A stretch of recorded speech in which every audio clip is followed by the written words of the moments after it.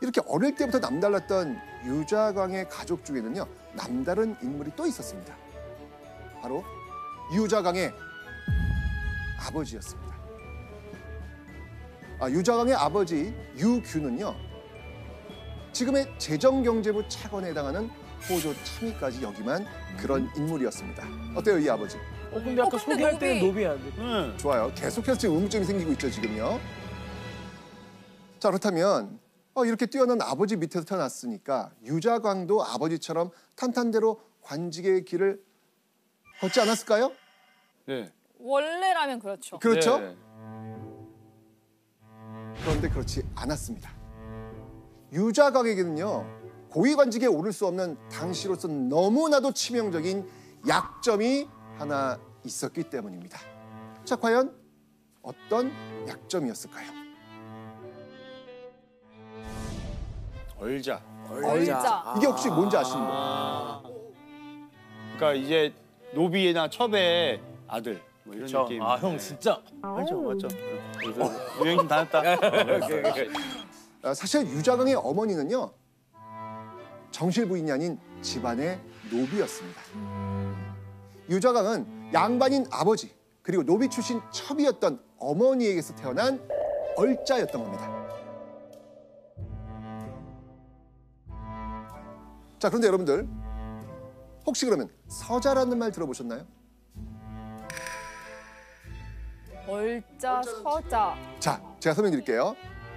서자는 뭐냐면요, 양반인 아버지와 첩이지만 양인인 어머니 사이에서 태어난 자식을 서자라고 합니다.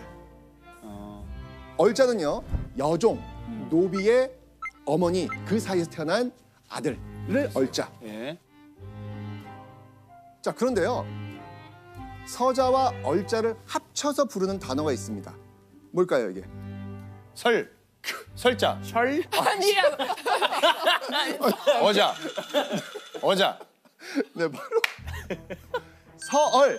서울. 앞글자 따와가지고. 맞네. 자, 결국 천한 노비의 자식으로 태어난 유자광은요, 서자보다도 더 낮은 신분이었던 거죠. 자, 그래서 아무리 똑똑해도 입신양명을 할 수 없는 처지였던 것이죠. 그러니까 조선이라는 나라는 강력한 신분제 사회였는데 그 정식 자식이 아닌 이 서얼에 대해서는 출세의 지름길인 문과 과거 시험에 응시할 수 있는 자격 자체를 막아버렸죠. 요행이 어떤 다른 방법으로 관직에 나간다고 해도 유리천장이 도처에 있어가지고 도저히 높고 중요한 자리에는 올라갈 수가 없는 거죠. 그러니까 유자광은 그런 신분으로 태어난 거예요. 어렵네요. 그렇죠. 자, 그리고 이 유자광을 향한 차별은요, 사회뿐만 아니고요, 집안에서도 이어집니다. 얼자 유자광이 어려서부터 너무 총명하기까지 하니까 이복형들이 미워하면서 엄청난 견제를 했기 때문입니다. 질투. 그렇죠. 심했겠다. 맞습니다. 첩의 자식이었던 유자광은요, 어려서부터 이렇게 늘 눈칫밥 신세였던 것이죠. 어린 나이에 유자광은 다른 형제들을 보면서 어떤 생각이 들었을 것 같아요? 저렇게 되고 싶다. 난 똑똑한데. 더 잘할 수 있는데. 아유. 유자광도 굉장히 속상했을 겁니다. 그런데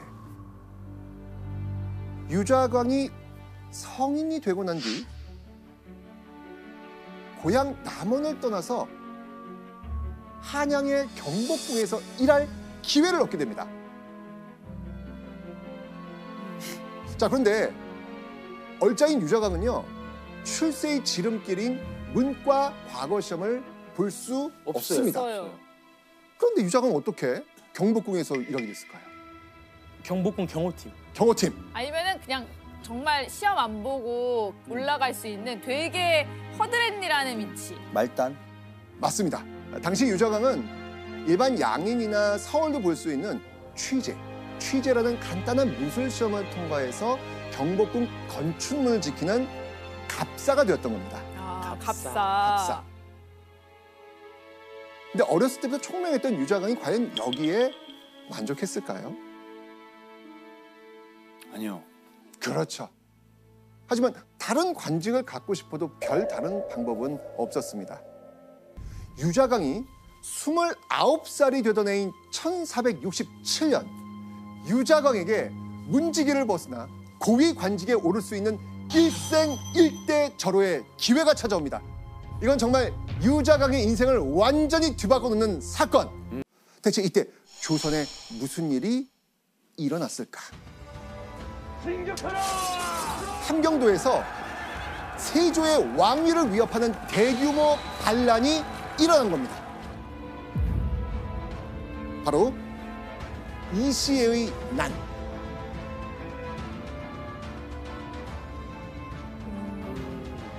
반란의 이유는 이랬습니다. 당시 조정은요, 세조가 단종을 몰아내고 즉위하면서 중앙 집권을 강화하려는 분위기였죠. 그런데 이런 세조의 의도에 반기를 든 지역이 있었습니다. 바로 한반도의 북쪽 지역이었죠. 그리고 결국 그중 대표적인 인물인 이시애가 불만을 품고 함경도에서 반란을 일으킨 겁니다. 자, 이시애가 지휘하는 반란군의 기세 어마어마했습니다. 단순한 봉기 수준이 아니고요. 함경도 전역에서 수천 명의 병력이 진을 치고 있는 대규모의 반란이었습니다. 이시애의 난은요, 무려 3개월 동안 진압되지 못한 채 정말 이 세조의 골머리를 썩이고 있었죠. 3개월이면 엄청 길죠. 엄청 긴 거죠. 지금 반란이 일어났는데 3개월 동안 진압 못하는 거예요. 그러니까요.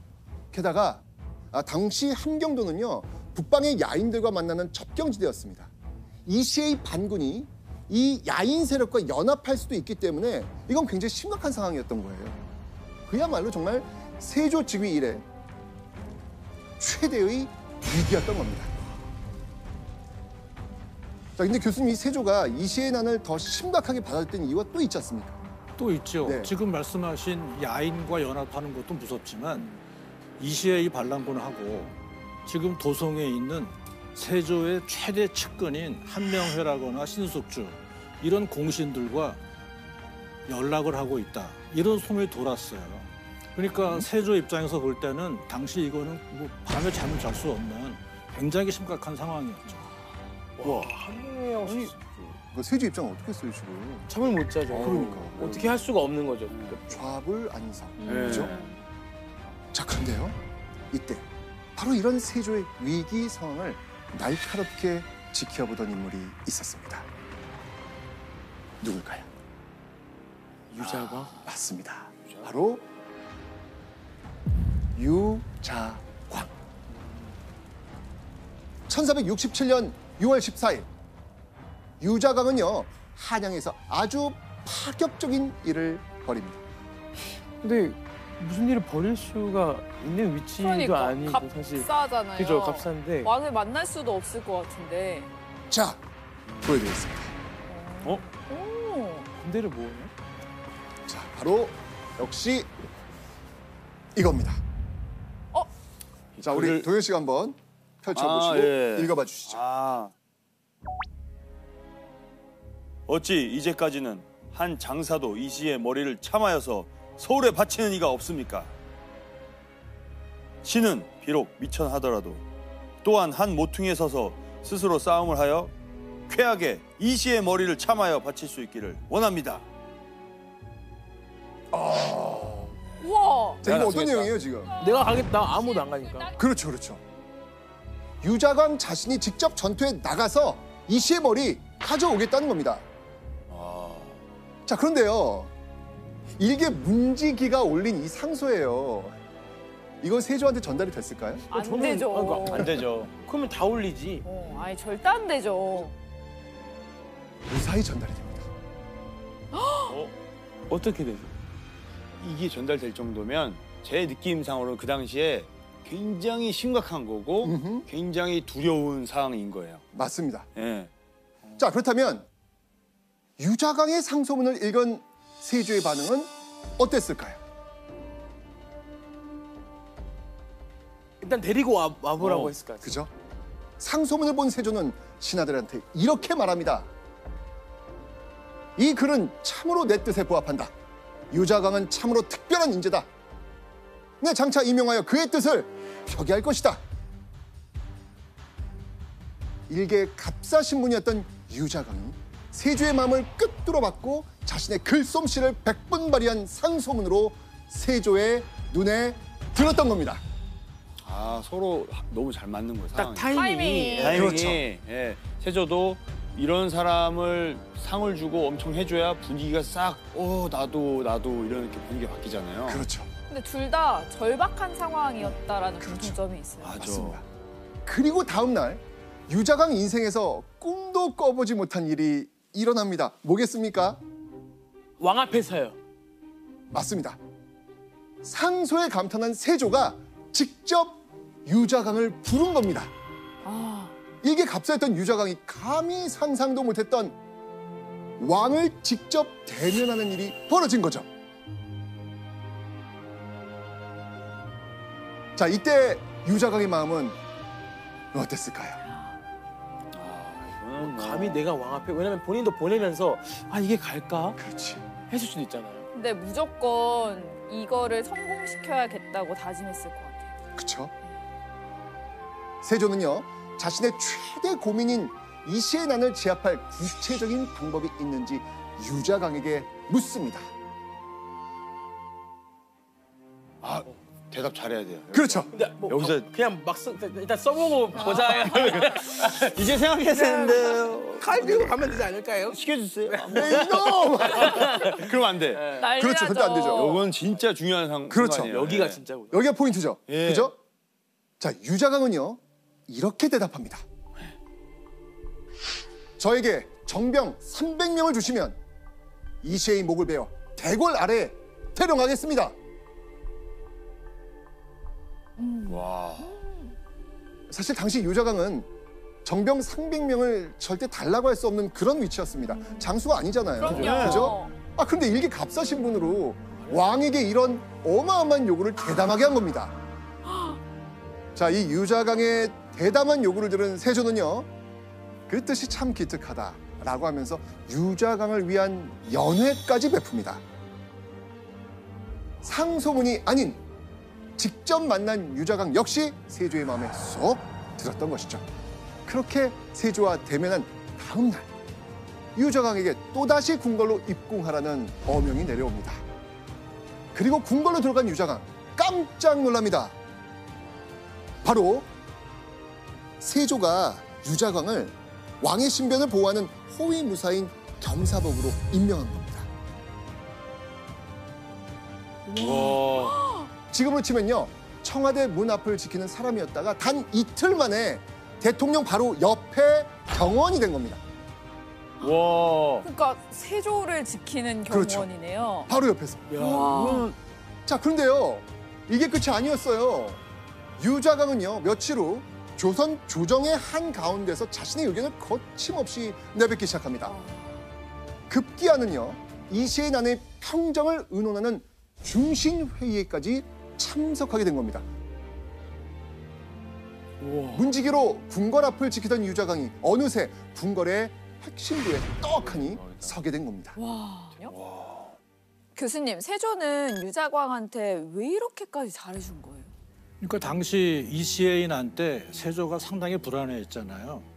그러면서 이제는 내 측근들을 약간 좀 뒷손으로 물리고 새로운 젊고 충성심이 강한 그런 젊은이들로 조정을 다시 한번 채워보고 싶다. 그런 생각을 품을 때였어요. 바로 그럴 때 유자광이 아주 호쾌한, 세조의 마음에 쏙 드는 그런 호쾌하고 호탕한 상소를 올린 거죠. 세조는 다시 한번 유자강을 부릅니다. 세조가 유자강에게 작전을 위해 독자적으로 게릴라처럼 행동하는 부대인 별동대를 맡긴 겁니다. 별동대에는요, 50명의 군사가 있었는데요, 이 50명의 군사를 통솔하는 명실상부 선봉장 역할을 맡았던 것이죠. 당시에 이건 엄청나게 파격적인 일이었습니다. 그러니까. 얼자 출신의 갑사가 겸사복으로 임명된 지 한 달 만에 직접 부하를 지휘할 수 있게 된 거예요. 그러니까 그 실전에 그러니까요. 군대에선 사실 이게 볼 수 없는 모습이잖아요, 이건요. 아, 그렇죠. 그리고 말 한마디 한마디 지휘할 때마다 어쩔 수 없이 그 노하우나 경력에서 나오는 말이 있는데 그러니까. 그게 사실은 없을 건데 어떻게 해냈을까 궁금해요. 그러니까. 자, 1467년 8월 4일 숨막히는 전투 끝에 유자강의 별동대가 포함된 진압군의 압승으로 반란군을 물리칩니다. 와. 3개월 동안 세조를 끈질기게 괴롭혔던 반란을 완전히 진압하게 된 겁니다. 자, 그럼 그 이후 이시의 난에 공을 세운 유자광 어떻게 될까요? 이야. 이제 완전 이제 덫을 줘야죠. 높은 이제는 자리도 높은 주고. 자리. 네. 유자광은 바로 유교의 서자인데 특별히 종군하는데 작은 공로가 있다 하여 갑자기 병조 정랑에 임명하였다. 자, 유자광이요, 지금으로 치면요, 국방부 인사 담당관에 해당하는 정오품 병조 정랑으로 지금 초고속 승진한 겁니다.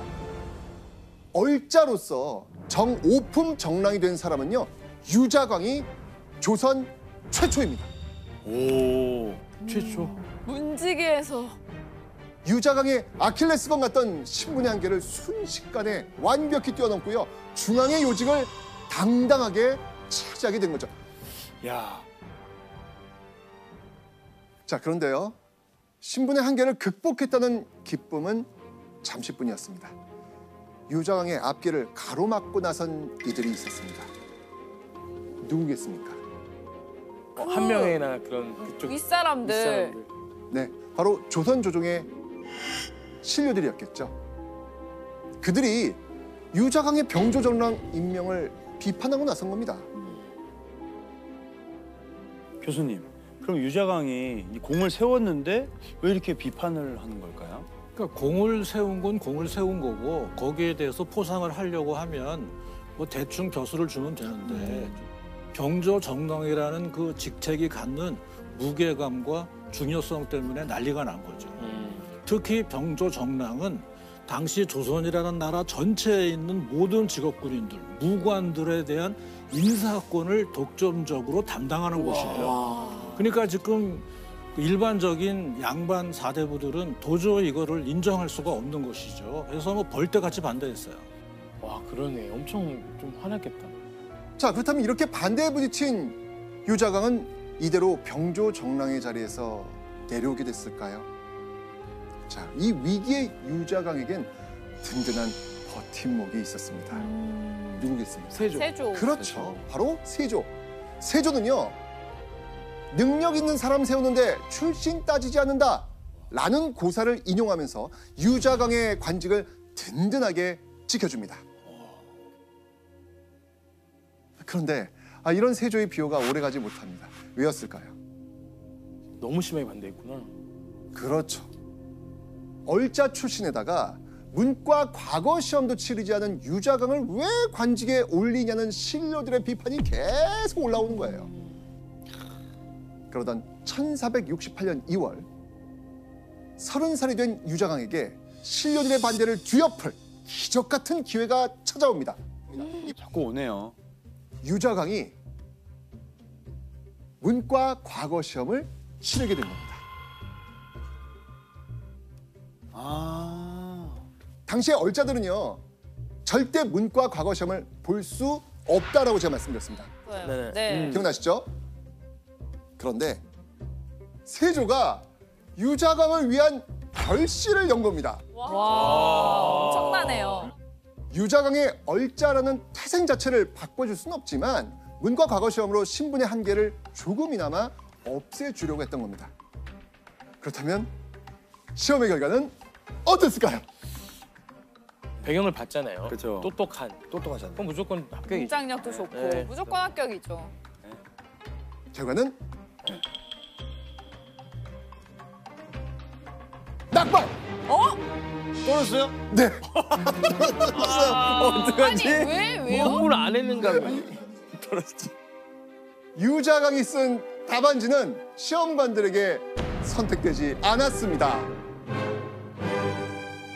어떡해요? 네. 어떻게 해요? 유자광에게 또 한 번 기적 같은 일이 일어납니다. 비교 같은 일 어떻게 일어나지?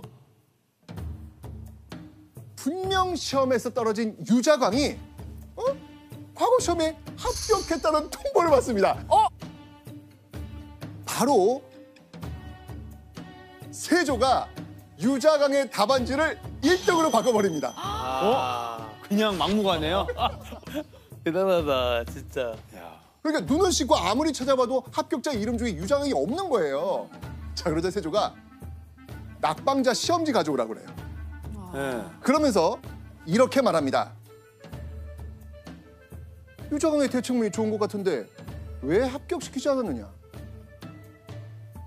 그러고 나서 유자강을 문과 1등을 올려버립니다. 아니 그럴 수 있어요? 주관식이니까. 너무 좀 납득이 안 됩니다. 다시 말해서 유자강이 세조의 특혜로 별시에서 장원급제까지 하게 된 겁니다. 자, 그리고요. 유자강이 과거에 합격한 뒤 세조는요. 유자강에게 또다시 엄청난 관직을 내립니다. 아까 몇 품이었죠? 오품. 정오품?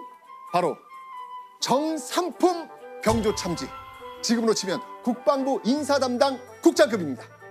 아니 한 계단도 아니고 두 계단씩 그냥 쭉쭉 올라가네요. 그렇죠.